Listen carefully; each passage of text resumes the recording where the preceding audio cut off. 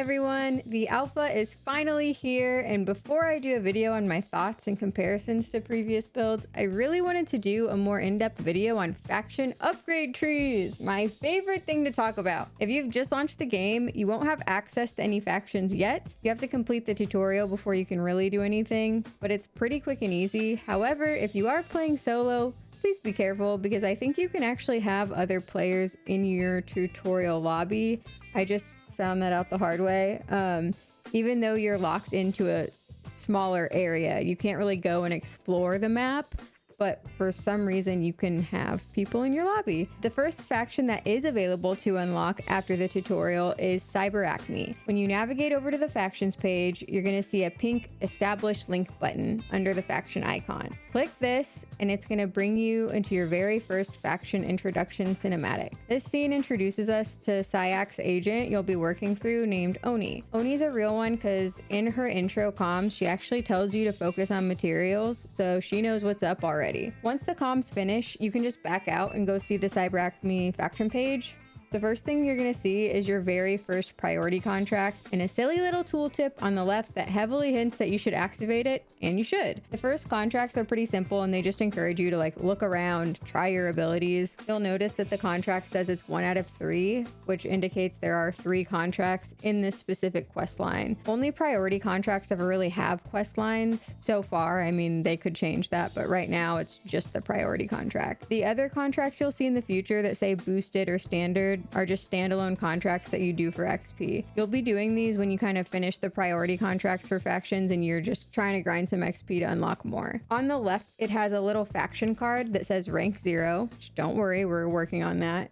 And then it's got the faction logo, how far in a priority line you are, and the XP bar. Then at the bottom, it has your upgrade tab. So let's go ahead and click on the upgrade tab on the left and get a look at the tree. This is where we are going to be deep diving today. When you click the help tab too, to get a deeper look at the page, this is what it says in case you accidentally skipped over it. Factions offer upgrades which increase runner efficacy, expand your vault, or increase the faction's offerings on the black market. Each upgrade requires a certain rank with offering faction. Some upgrades are prerequisites for unlocking additional upgrades. Capstone upgrades can be purchased after all other upgrades from a faction have been purchased. Purchasing an upgrade requires credits and materials. Materials are often found in specific zones, regions, or containers. View material locations in their tooltips. Intentionally seek out materials needed for upgrades you desire. Here we're going to talk about the CyberAcme upgrade tree, and we're just going to go from node to node. Quick disclaimer though before we dive in, these trees are going to reset every season, and I don't know if the trees are going to stay the same every season. So currently, right now, this is what they look like. When you click on a node, more information on the upgrade pops up on the right side. It tells you what the upgrade's called, what it does, and towards the bottom, it actually tells you what rank you need, how many credits you need, and what materials you need to unlock it. The numbers on the left for the credits or mats are how many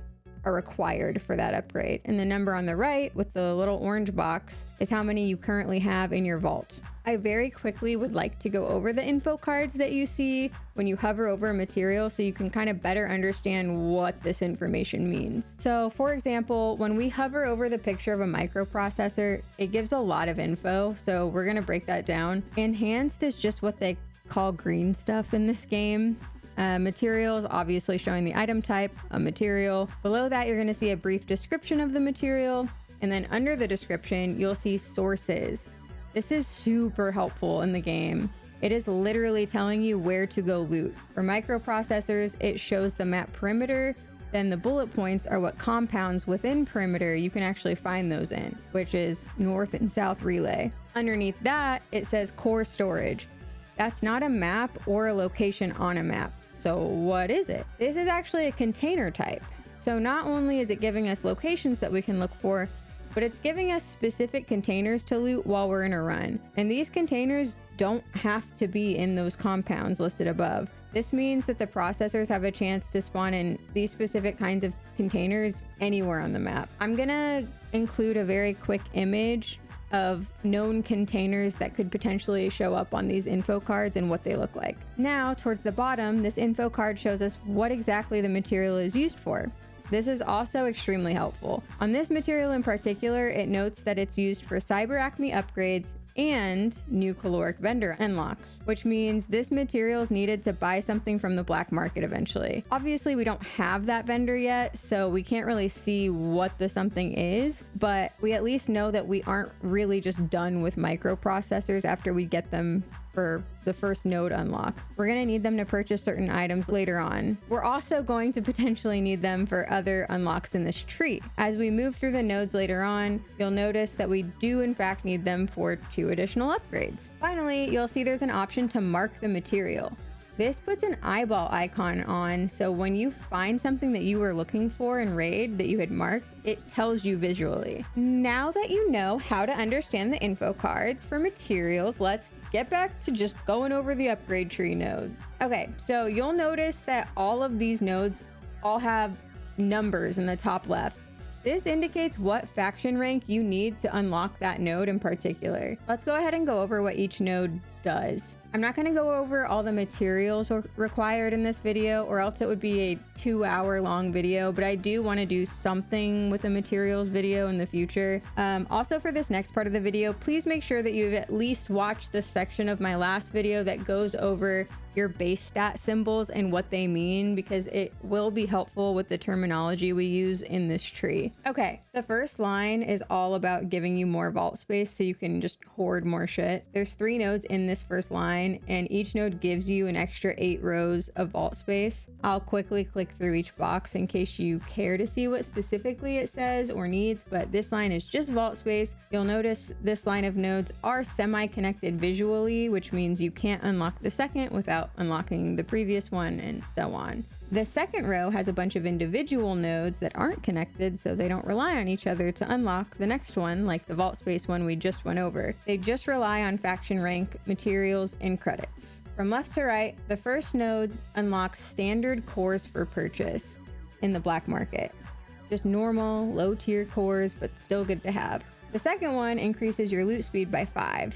This increases how quickly items are revealed when you're looting containers and bags. The third box grants bonus tactical energy when opening an unlooted container. This means that if you use your tactical ability and then you go loot a box, it's going to increase your ability recharge rate. The next box increases your prime ability recharge rate, which is also pretty self-explanatory. But in case you like hearing things twice, I got you. It increases your prime ability recharge rate. The last box in this line is just called sponsorship, and it says that the CyberAcme sponsored kit now provides a loadout with standard implants, cores, and or grenades, which is kind of huge.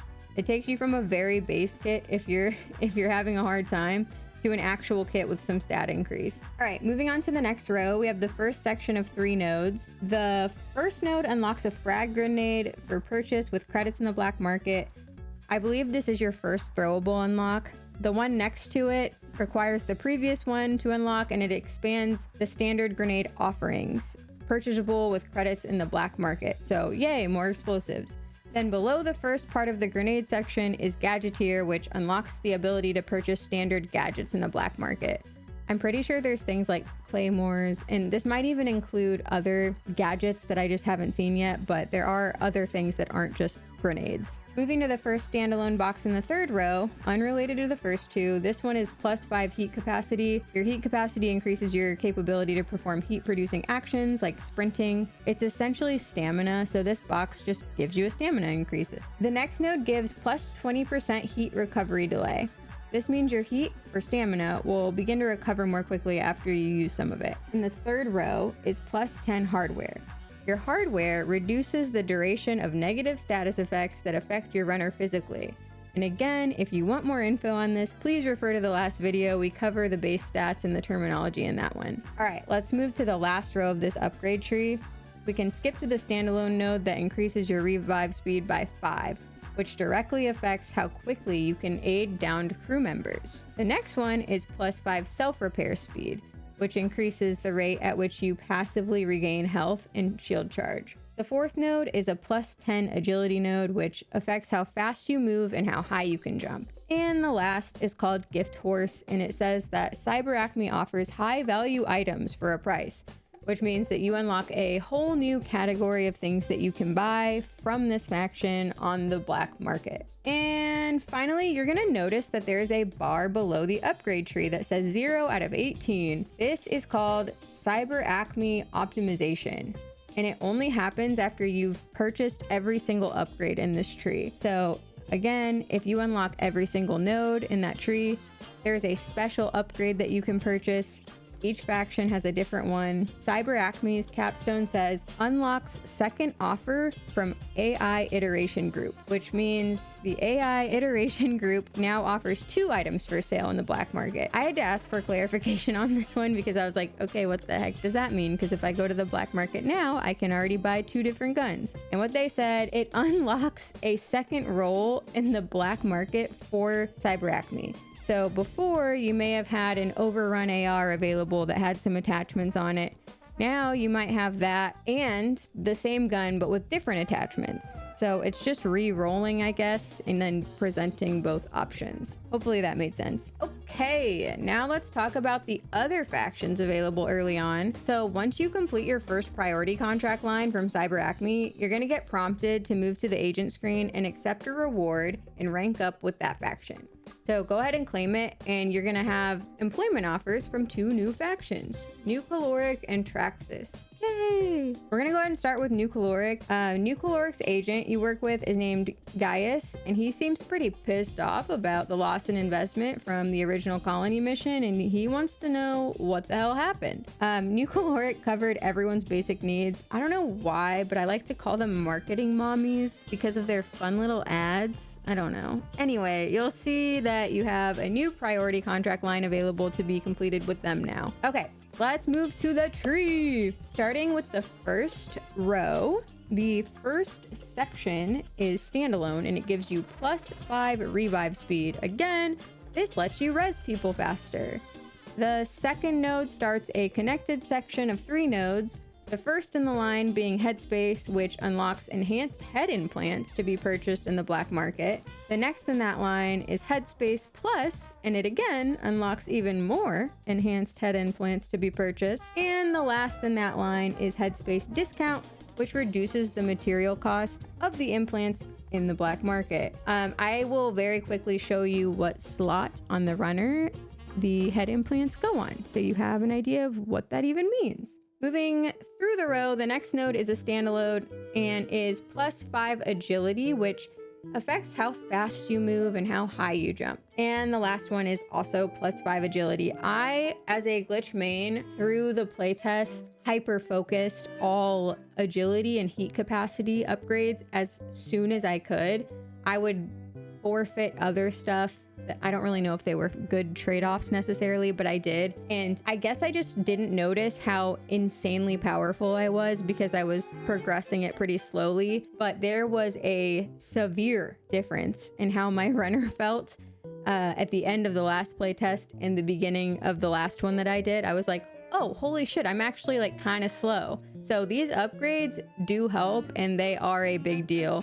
And if you like to main glitch, maybe start looking out for the heat capacity and agility ones to start with. Okay, the next row. So this row starts with a line of 3 nodes that revolve around medic upgrades. The first line unlocks enhanced meds in the black market to be purchased. The next increases the available stock of enhanced meds in the black market. And the last line reduces the material cost of the medical consumables in the black market. Moving to the next node, it's another standalone and it gives you +5 self-repair speed, which makes your passive health and your shield recharge go a little bit faster. And finally, the last in this row is another vault upgrade. Woo!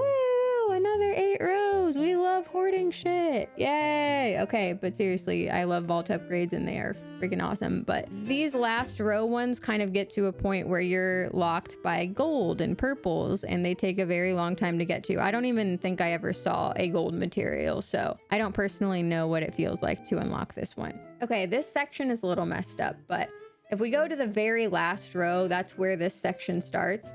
The first one unlocks enhanced backpacks to be purchased in the black market.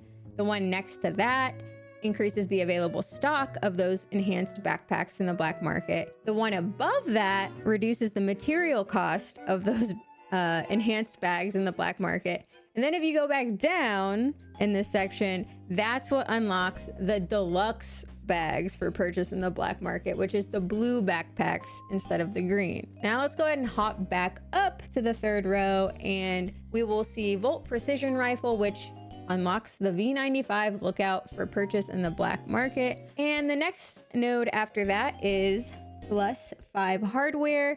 And again, hardware reduces the duration of negative status effects that affect your runner's physical being.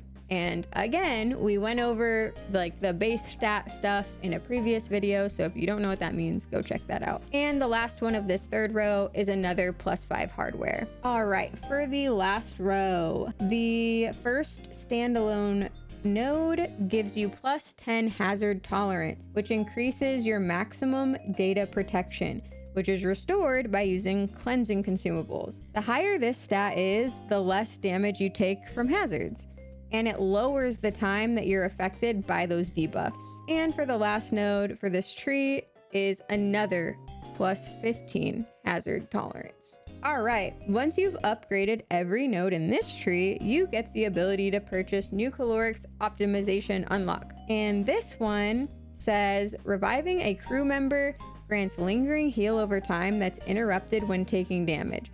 This is a pretty cool thing to just have permanently on your runner instead of having to rely on implants to have it, I think. So yay, good job on the Nucaloric Tree. Okay, so that is what the marketing mommies have to offer. Now we're gonna move on to Traxus. They have a very corporate overlord murder energy. You'll see what I mean. Vulcan looks very sick though. You can also accept and begin a priority contract line with this faction now, but let's just start by looking at the upgrades. In the first row, we have 5 standalone nodes. The first is +1 second ping duration. This increases how long your ping stays on a hostile target. A quick note about this, I kind of blew this off during testing, but it's actually very helpful, and I will not be blowing it off this time, especially when fog rolls in.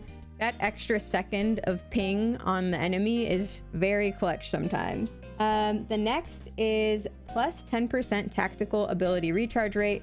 This one's very self-explanatory. The following node is the same thing. The one after that is +5 firewall, which reduces the duration of status effects on your runner's electronic systems. And the last of this row is another +5 firewall. Okay, moving to the next row, we start with +5 finisher siphon, which increases the shield recharge returned after a performed finisher on a downed runner. So if you are missing shield, you walk up to a guy that you downed and you just do your finisher move, you get some shield back. The next node is also +5 finisher siphon, and the one after that is part of a line for leg implants. The first gives you the ability to purchase enhanced leg implants from the black market. The one next to it unlocks additional leg implants that can be purchased. And then the one below, the last part of that section, it reduces the material cost to purchase the leg implants on the market. And going back up to finish that row, the last node is +2 meters on the TAD ping areas. So there are towers that are in the compounds that are essentially UAV towers. You can activate these and they cover a certain area of the compound from that tower that you've activated. And this just extends that area a bit. Okay, moving to the third row. This starts another little section of 3 that I'll go over. The first is called Shielded, and it unlocks enhanced shield implants for purchase in the black market. Below that is the ability to increase the available stock of those available for purchase. And the last part is a reduced material cost on the shields that you can purchase in the black market. Moving back to the third row, the next one's a standalone called Heatsink. It gives you +5 heat capacity, aka stamina. Then we're gonna go ahead and skip over to the MIPS sniper rifle node, which gives you the ability to purchase the long shot, aka one of my favorite weapons in the game. I love this thing. I've killed so many people with this thing. This thing, I dream about it. So this is something that excites me greatly. Anyway, let's move on. The last one is called Lockbox Locator, and it makes it so if you find a lockbox key, it automatically pings nearby locked containers, which is massive. And on the last row, we will start with enhanced cooling, which gives 25% increase on heat recovery rate, which lets us recover stamina more quickly. After that, we have plus 10 heat capacity, aka more stamina. The next one allows you to purchase deluxe shields, aka blue shields, which is massive.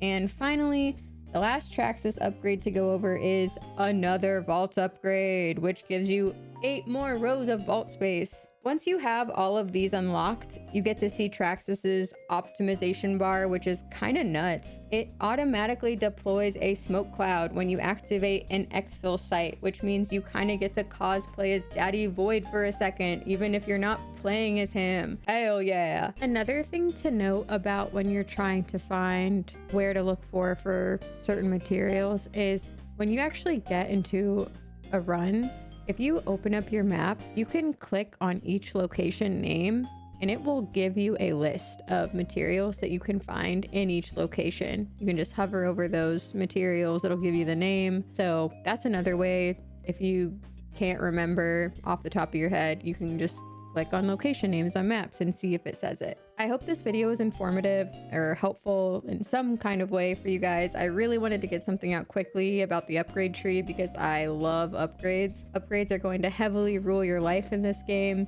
And I hope that my review gave you a good understanding of each section so you can kind of choose what to focus on. If you learned anything at all, please consider subscribing. I would love to hit 50K by the end of the year. It's ambitious, but I think we can do it. And again, thank you guys so much for all of the feedback on this scripted content. It's been really cool playing around and kind of trying to find a good flow for these videos. And as always, any feedback is welcome. I hope you guys have had a good time watching this video, and I hope you continue to have a blast playing Marathon this week. And I will be back with more content soon. Thank you.